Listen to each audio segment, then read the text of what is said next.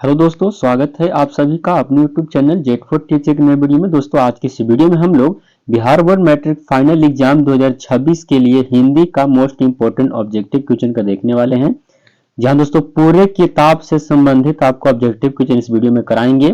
आपको इस वीडियो में 100 इंपॉर्टेंट ऑब्जेक्टिव क्वेश्चन करा रहे हैं। ये एग्जाम में छपने वाला ऑब्जेक्टिव होने वाला है दोस्त। तो आप सभी से मैं रिक्वेस्ट करूंगा कि आपको भी 2026 में मैट्रिक का एग्जाम देना है तो आप इस वीडियो को शुरू से लेकर के अंत तक देखिएगा। 100 क्वेश्चन है, 100 में से बहुत सारे ऑब्जेक्टिव आपको एग्जाम में देखने को मिलेंगे। तो चलिए आज की इस वीडियो को शुरू करते हैं। चैनल पर यदि नए हैं तो चैनल को सब्सक्राइब करके हमारे चैनल से जुड़ जाइए और दोस्तों के पास वीडियो को शेयर कर दीजिए जिनका भी 2026 में मैट्रिक का एग्जाम है। आज का पहला नंबर क्वेश्चन से वीडियो की शुरुआत करते हैं। बन रही है लास्ट तक, आप लोग कमेंट बॉक्स में अपना उत्तर बताते हुए चलिएगा। चलिए आज का पहला नंबर क्वेश्चन है दोस्तों, देखिए यहाँ पर क्या लिखा है कि प्रश्न संख्या आपको 1 से लेकर के 100 तक ऑब्जेक्टिव है, जिसके 4 आपके ऑप्शन दिए हुए रहेंगे और ओएमआर शीट पर आपको 100 में से 50 ऑब्जेक्टिव क्वेश्चन ही रखना होता है। बट यहाँ आपको वैसा नहीं है, आपको 100 में 100 का जवाब देना है और मैं आपसे लास्ट में पूछूंगा कि 100 में से आपके कितने नंबर आए। तो चलिए शुरू हो जाइए हमारे साथ, जो कि आज का पहला नंबर क्वेश्चन से वीडियो की शुरुआत करते हैं। और पहला नंबर क्वेश्चन क्या कहा गया है, ध्यान पूर्वक देखिएगा। पहला प्रश्न है कि जाति प्रथा किस प्रकार का श्रम विभाजन है। जाति प्रथा किस प्रकार का श्रम विभाजन है, तो यह एक अस्वाभाविक श्रम विभाजन है, याद रखिएगा अस्वाभाविक। ऑप्शन नंबर आपका सी राइट आंसर हो जाएगा दोस्त। चलिए आगे बढ़ते हैं। जो भी क्वेश्चन का जवाब यदि पहले से आपको मालूम है तो कमेंट करके जरूर बताइएगा, ताकि मुझे भी पता चले कि मेरे बच्चे कितने हैं जो सही उत्तर जवाब दे रहे हैं। 20 के दांत किस प्रकार की कहानी है। 20 के दांत किस प्रकार की कहानी है, तो सही उत्तर क्या हो जाएगा दोस्तों, यह मनोवैज्ञानिक कहानी है, याद रखिएगा। ऑप्शन नंबर डी आपका राइट आंसर हो जाएगा, मनोवैज्ञानिक। चलिए अगला प्रश्न देखेंगे दोस्तों। 3 नंबर प्रश्न आप लोग के सामने है और क्या कहा गया है, ध्यान पूर्वक देखिएगा। फ्रेडरिक मैक्स मुल्लर किस पाठ के रचयिता हैं। फ्रेडरिक मैक्स मुल्लर जी जो हैं वो किस पाठ के रचयिता हैं, तो आप लोग पढ़े होंगे मैक्स मुल्लर जी के बारे में, तो अच्छे से आपको पता होगा कि भारत से हम क्या सीखे, जो कि एक प्रकार का भाषण है। जी हाँ दोस्तों, याद रखिएगा यह एक भाषण है, पाठ की विद्या। और भारत से हम क्या सीखे, इन्हीं लिखे हैं, यानी फ्रेडरिक मैक्स मुल्लर जी। इनका जन्म जो हुआ था वह जर्मनी डेसाउ में हुआ था, याद रखिएगा जर्मनी डेसाउ में हुआ था। चलिए अगला प्रश्न देखिएगा। 4 नंबर प्रश्न आप लोग के सामने है और क्या कहा गया है, किसकी उपमा दी जाए, किसकी उपमा दी जाए के लिए एक शब्द, सॉरी मैं क्षमा चाहूंगा, जिसकी उपमा दी जाए उसके लिए एक शब्द क्या होता है। तो जिसकी उपमा दी जाए उसके लिए एक शब्द क्या होता है, क्योंकि इसमें व्याकरण भी आपको मिलेगा कहीं कहीं। तो उपमेय, आपको यह वीडियो देखने से कई से ऑब्जेक्टिव आपको क्लियर हो जाएंगे और इसमें से कई से क्वेश्चन आपको बोर्ड एग्जाम में छपने वाला है। चलिए 5वां नंबर क्वेश्चन देखिएगा। 5वां नंबर क्वेश्चन है, महाविद्यालय नामक कहानी संग्रह किनकी रचना है। महाविद्यालय जो नामक कहानी संग्रह है वो किनकी रचना है, तो दोस्तों यह कहानी संग्रह हमारे विनोद कुमार शुक्ल जी का है। और इन्हीं का एक और पढ़ना है आपको, जो कि मछली, आप लोग कहानी पढ़े होंगे, मछली विनोद कुमार शुक्ल जी का ही, जो कि बहुत अच्छा कहानी है, आप लोग अच्छे से इसके बारे में पढ़े होंगे। अगला प्रश्न देखिएगा। 6 नंबर क्वेश्चन आप लोग के सामने है दोस्त। क्या कहा गया कि लेखक के अनुसार मनुष्य के नाखून किसके जीवन प्रतीक हैं। तो लेखक के अनुसार, यानी लेखक कौन सा लेखक, तो हजारी प्रसाद द्विवेदी। जी हाँ दोस्तों, कौन सा लेखक, हजारी प्रसाद द्विवेदी जी के अनुसार यानी नाखून जो है से किसका प्रतीक है, तो पासी वृत्ति का प्रतीक है। आप लोग अच्छे से समझ गए होंगे। इसका उत्तर क्या हो जाएगा, ऑप्शन नंबर डी। 7 नंबर प्रश्न आप लोग के सामने है। क्या कहा गया, मराठी भाषा की लिपि क्या है। मराठी भाषा की आपसे लिपि पूछा गया है। तो दोस्तों मराठी भाषा भी देवनागरी लिपि में ही लिखा जाता है, हिंदी भी देवनागरी लिपि में लिखा जाता है। आप लोग अच्छे से याद रखिएगा कि हिंदी भी देवनागरी लिपि है और मराठी हो गया ये भी देवनागरी लिपि में लिखा जाता है। 8 नंबर प्रश्न की बात कर ले दोस्त, तो 8 नंबर क्वेश्चन क्या है, नलिन बिलोचन शर्मा पटना विश्वविद्यालय के हिंदी विभाग के अध्यक्ष कब बने थे। तो नलिन बिलोचन शर्मा जी अब पहला बात कि इनका जो कहानी है उस कहानी का क्या नाम है, नलिनी विलोचन शर्मा जी का उस कहानी के नाम है 20 के दांत। आप लोग अक्सर पढ़े होंगे 20 के क्या है, दांत है। तो इन जो ये पटना विश्वविद्यालय के अध्यक्ष कब बने थे, सही जवाब बात कर ले दोस्तों, इसका राइट आंसर हो जाएगा सन 1959 ईस्वी में बने थे। ऑप्शन नंबर आपका ए सही उत्तर हो जाएगा। चलिए अगला नंबर क्वेश्चन देखते हैं दोस्त। अगला नंबर प्रश्न क्या है, धारा नगरी के कौन परमार शासक विद्यानुरागी थे। तो धारा नगरी के कौन परमार शासक जो विद्यानुरागी कौन थे, सही उत्तर आपका राइट आंसर हो जाएगा भोज। ऑप्शन नंबर आपका बी राइट आंसर हो जाएगा दोस्त। अगला नंबर क्वेश्चन देखिएगा क्या कहा गया है, बहादुर की मां गुस्से से पागल क्यों हो गई थी। तो बहादुर की मां गुस्से से पागल क्यों थी, आप लोग अच्छे से जानते हैं कि बहादुर की मां गुस्से से पागल इसलिए हो गई थी क्योंकि बहादुर ने भैंस को बहुत मारा था। सही उत्तर ऑप्शन नंबर आपका ए राइट आंसर हो जाएगा दोस्त। चलिए आगे बढ़िएगा। अगला नंबर प्रश्न है, बहादुर निम्न में से किसकी कहानी है।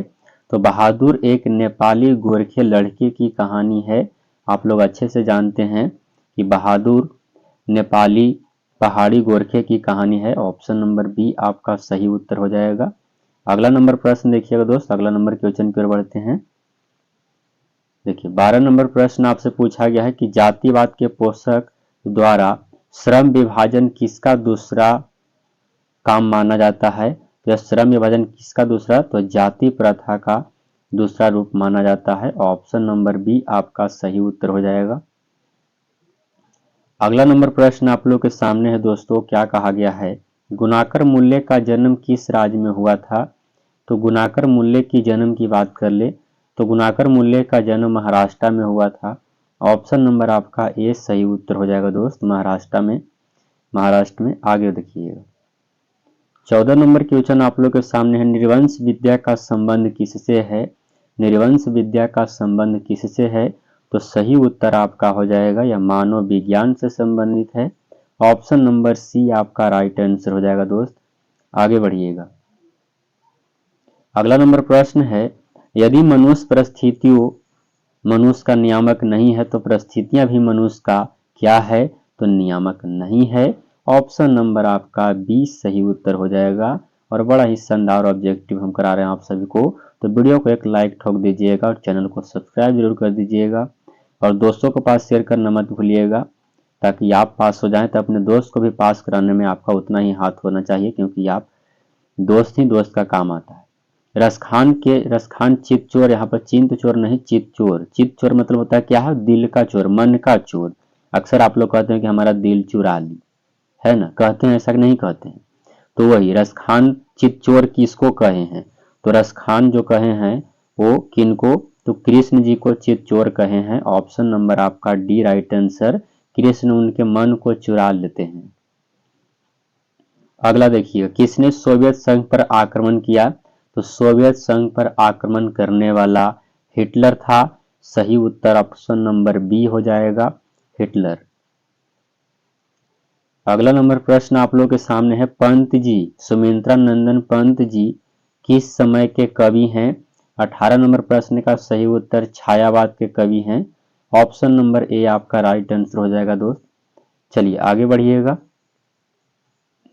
अगला नंबर क्वेश्चन है कि प्रेमघन ने रसिक समाज की स्थापना कब की। तो प्रेमघन रसिक समाज की स्थापना किए थे सन 1873 ईस्वी में। जी हाँ दोस्त याद रखिएगा, 1873 ईस्वी में उन्होंने रसिक समाज की स्थापना किया। सही उत्तर ऑप्शन नंबर क्या हो जाएगा, सी हो जाएगा। 20 नंबर प्रश्न आप लोग के सामने है, बिस्मिल्लाह खां का जन्म कहाँ हुआ था। बिस्मिल्लाह खां के जन्म की बात कर ले तो इनका जन्म डुमराव गांव में हुआ था। ऑप्शन नंबर सी आपका राइट आंसर हो जाएगा। अगला प्रश्न देखिएगा। अगला नंबर क्वेश्चन है, मैक्स मुल्लर कहाँ के रहने वाले थे। तो मैक्स मुल्लर कहाँ के रहने वाले थे, हम पीछे भी आपको बताए हैं कि मैक्स मुल्लर जी जर्मनी डेसाउ के रहने वाले थे। कहाँ के रहने वाले थे, जर्मनी डेसाउ के रहने वाले थे। याद रखिएगा, जर्मनी डेसाउ के। आगे देखिएगा। अगला प्रश्न है, कवि प्रेमघन द्वारा अधिकांश काव्य रचना किस भाषा में की गई है। तो उनके द्वारा अधिकांशतः जो लिखा गया है रचना वो ब्रज भाषा और अवध भाषा में लिखा गया, अवधी भाषा में। ऑप्शन नंबर बी आपका सही उत्तर हो जाएगा, राइट आंसर। अगला देखिएगा, अगला है कि रसखान द्वारा कृष्ण लीला का गान किया गया है। तो रसखान द्वारा कृष्ण लीला का जो गान किया गया है वो किस में किया गया है? तो स्वया में किया गया है, स्वया छंद में। ऑप्शन नंबर आपका डी राइट आंसर हो जाएगा। अगला देखिएगा, अगला है कि अनुज का विलोम क्या होगा? अनुज का विलोम आपसे पूछा गया है। अनुज मतलब छोटा होता है और अग्रज मतलब बड़ा होता है, याद रखिएगा। ऑप्शन नंबर बी आपका राइट आंसर। कंफ्यूज होने के लिए साथ में एक ऑप्शन में बड़ा भी दे दिया है, तो कोई बड़ा भी मार करके चल जाएगा, बट वैसा नहीं, अनुज का अग्रज होता है, याद रखिएगा। अगला प्रश्न है दोस्तों, अगला क्वेश्चन क्या कहा गया है, ध्यान पूर्वक देखिएगा। नीचे लिखे शब्द में कौन शुद्ध है? देखिएगा, स्थिति तो बिल्कुल ऐसा नहीं होता है, आप लोग अक्सर देखे होंगे कि स्थिति ऐसा नहीं होता है। दूसरा, समिति भी ऐसा नहीं होता है, परिस्थिति ऐसा नहीं होता है, परिस्थिति इस तरह से होता है। ऑप्शन नंबर डी आपका सही उत्तर हो जाएगा, परिस्थिति इस तरह से। आगे देखिएगा, अगला है क्या, भारत माता किस कवि की रचना है? ये थोड़ी देर पहले हम लोग पढ़े थे। भारत माता जो है सुमित्रा नंदन पंत जी का है। ऑप्शन नंबर कौन सा? तो सी आपका राइट आंसर हो जाएगा, सुमित्रा नंदन पंत। चलिए आगे बढ़ते हैं। अगला क्या कहा गया है, अगला नंबर प्रश्न आप लोग के सामने है। स्वर्ण किरण किस कवि की रचना है? स्वर्ण किरण किस कवि की रचना है? तो स्वर्ण किरण जो है सो कुंवर नारायण जी का नहीं है, रणधारी सिंह दिनकर का भी नहीं है, सुमित्रा नंदन पंत जी का है। ऑप्शन नंबर सी आपका सही उत्तर हो जाएगा। चलिए ऑप्शन सी सही उत्तर हो जाएगा। अगला क्वेश्चन देखिएगा, 28 नंबर प्रश्न क्या कहा गया है, किसने जिंदगी में पहली बार अस्पताल का विरोध नहीं किया? तो जिंदगी में पहली बार अस्पताल का विरोध कौन नहीं की? तो मां नहीं की थी। ऑप्शन नंबर आपका डी राइट आंसर हो जाएगा। चलिए आगे बढ़ते हैं। अगला नंबर क्वेश्चन आप लोग के सामने है, दधीची की हड्डी से क्या बना था? दधीची की हड्डी से क्या बना था? तो दधीची की हड्डी से इंद्र का व्रज बना हुआ था। ऑप्शन नंबर बी आपका सही उत्तर हो जाएगा, option number B right answer हो जाएगा। चलिए 30 नंबर क्वेश्चन देखिए, 30 नंबर प्रश्न आप लोग के सामने है, आधुनिक साहित्य में एक प्रमुख प्रतिभा थे। तो आधुनिक साहित्य में एक प्रमुख प्रतिभा कौन थे? 30 नंबर प्रश्न का सही उत्तर हो जाएगा सच्चिदानंद हीरानंद वत्सयन अज्ञे जी। ऑप्शन नंबर आपका ए सही उत्तर हो जाएगा। 31 नंबर प्रश्न आप लोग के सामने है, माँ रात में कितने बजे हॉस्पिटल से लौट कर आई थी? तो माँ रात में हॉस्पिटल जो लौट करके आई थी वो 11:15 बजे आई थी। ऑप्शन नंबर सी आपका सही उत्तर हो जाएगा दोस्त। अगला नंबर क्वेश्चन देखिए क्या कहा गया, आत्मजयी नामक प्रबंध काव्य किस कवि द्वारा लिखा गया है? तो आत्मजयी प्रबंध काव्य जो लिखा गया वो कुंवर नारायण जी के द्वारा लिखा गया है। ऑप्शन नंबर सी आपका सही उत्तर हो जाएगा। अगला नंबर क्वेश्चन आप लोग के सामने है, देवनागरी किसे कहा गया है? देवनागरी किसे कहा गया? सही उत्तर आपका राइट आंसर काशी को। ऑप्शन नंबर डी आपका राइट आंसर हो जाएगा। 34 नंबर क्वेश्चन देखिएगा क्या कहा गया, गांव में जुआरी किस्म का व्यक्ति कौन था? तो गांव में जुआरी किस्म का एक लड़का जिसका नाम था रंगपा। ऑप्शन नंबर सी आपका सही जवाब हो जाएगा। अगला नंबर क्वेश्चन देखिए क्या कहा गया है, सातकोड़ी होता किस भाषा के प्रमुख कथाकार हैं? तो सातकोड़ी होता जी जो हैं वो उड़िया के कथाकार हैं। ऑप्शन नंबर बी आपका सही उत्तर हो जाएगा, उड़िया के। अगला नंबर प्रश्न देखिए क्या कहा गया है, किसने सीता को रसमलाई भेजी? किसने सीता को रसमलाई भेजी थी? सही जवाब आपका राइट आंसर हो जाएगा राधा। ऑप्शन नंबर सी आपका राइट आंसर हो जाएगा। अगला नंबर प्रश्न देखिए दोस्त क्या कहा गया है, मंगू के अलावा माँ की कितनी संतानें थी?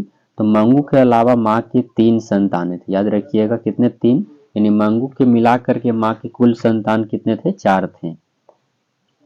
चलिए अगला नंबर क्वेश्चन देखिएगा, बहादुर पर चोरी का आरोप कौन लगाया?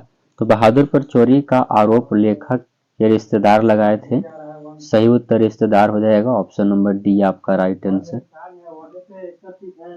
39 नंबर क्वेश्चन है कि सीता के बड़े लड़के का क्या नाम था? सीता के बड़े लड़के का नाम कैलाश होता है, याद रखिएगा क्या? कैलाश। ऑप्शन नंबर आपका सही उत्तर क्या हो जाएगा? ए हो जाएगा।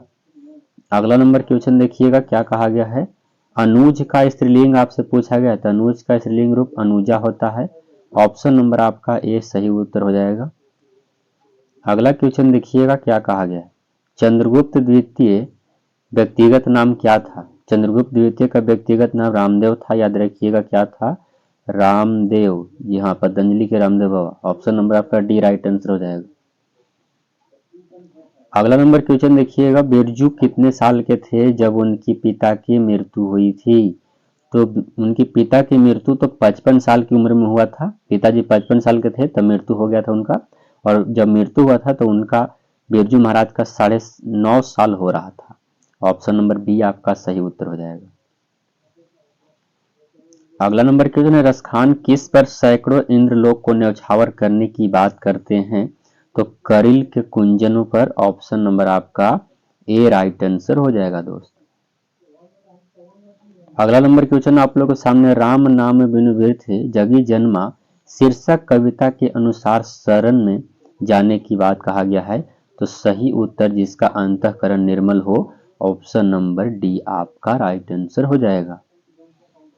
अगला नंबर प्रश्न देखिएगा दोस्त क्या कहा गया है, एक ब्रिज की हत्या शीर्षक पाठ में दूर से कौन ललकारता है?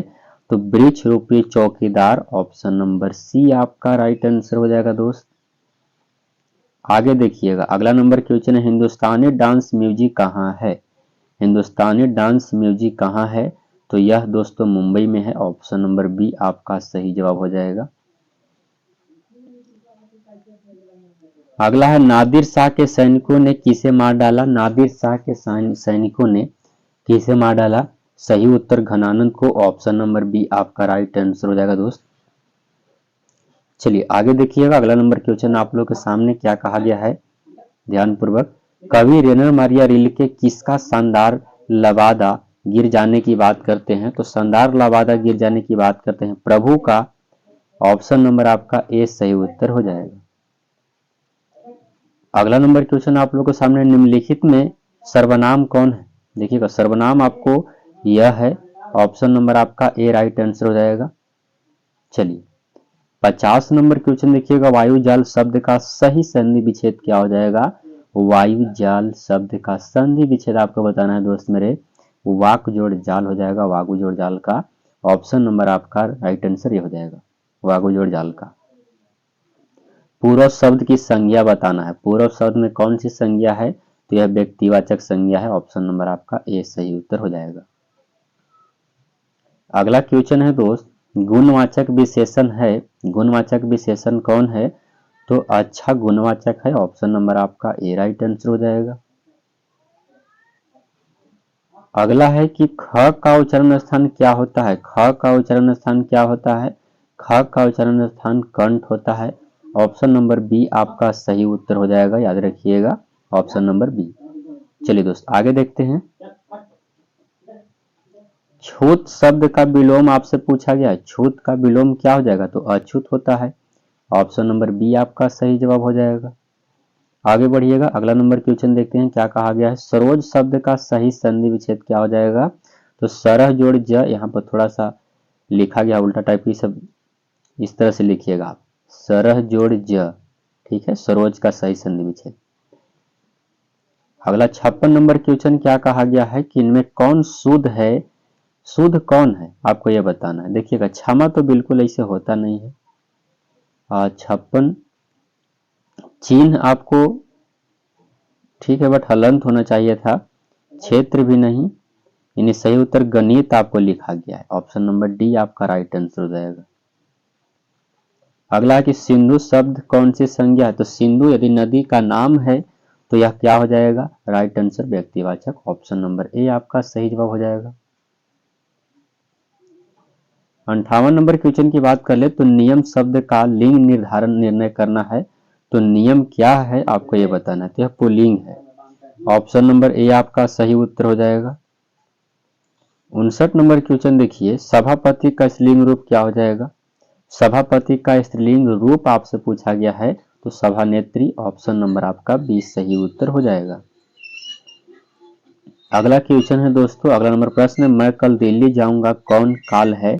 तो मैं कल दिल्ली जाऊंगा भविष्यत काल है।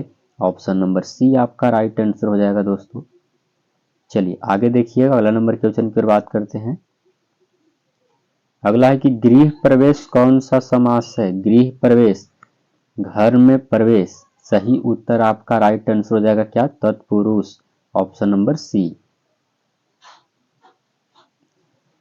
अगला है कि सुख शब्द का परिवाची शब्द क्या होता है? सुख का प्रसन्नता हो जाएगा, ऑप्शन नंबर बी आपका सही जवाब हो जाएगा।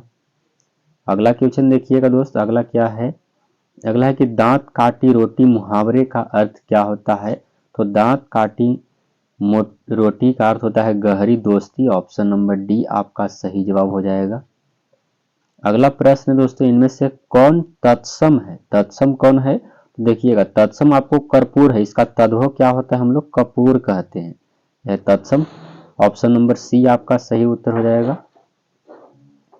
अगला प्रश्न है, उग्र शब्द का विलोम शब्द क्या हो जाएगा? और 65 नंबर क्वेश्चन का सही उत्तर उग्र शब्द का विलोम शब्द क्या होता है? तो सौम्य होता है, याद रखिएगा सौम्य, ऑप्शन नंबर आपका बी राइट आंसर हो जाएगा। अगला देखिएगा, अगला श्याम सुंदर कौन समास है? श्याम सुंदर कौन समास है? तो आपका राइट आंसर हो जाएगा कर्मधारय समास है, याद रखिएगा क्या है?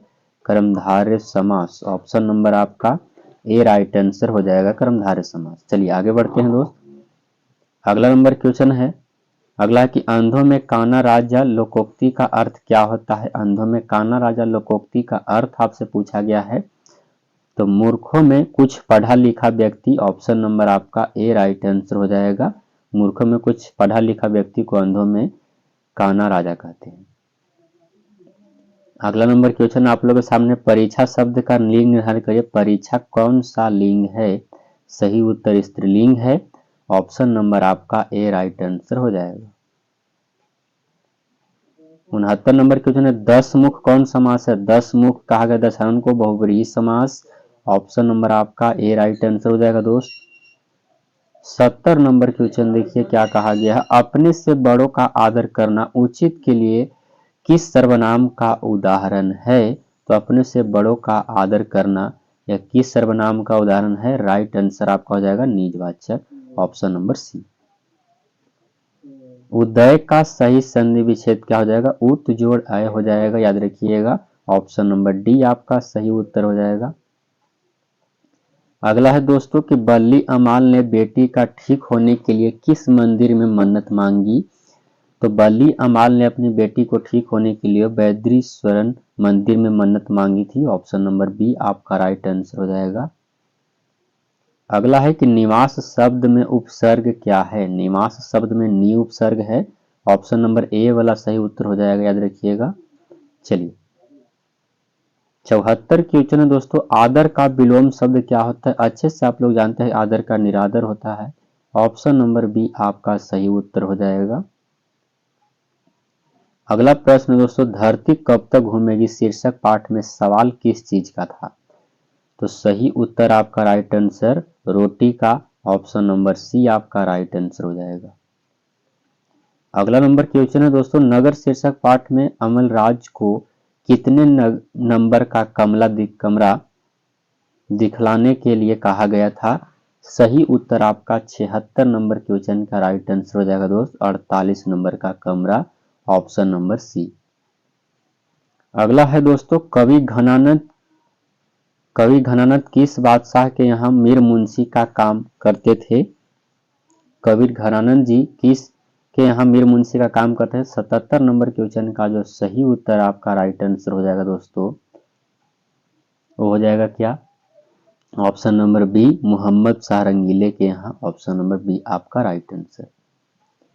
अगला नंबर क्वेश्चन आप लोग के सामने है, क्या कहा गया ध्यान पूर्वक देखिए। जन्म के 6 घंटे बाद किनकी माता का देहांत हो गया था?